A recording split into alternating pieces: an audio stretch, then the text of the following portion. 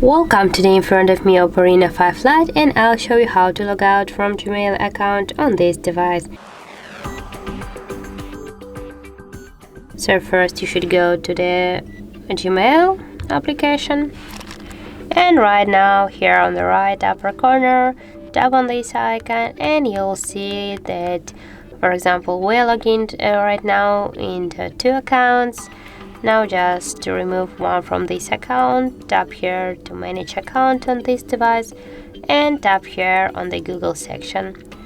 For example, we'll wanna remove the second account, just tap here and on the right upper corner tap on the 2 dots and tap here to remove account and just confirm by tap again here to remove account. So as can you see right now, we got only one login account here in our Gmail, and yeah, here we can check that.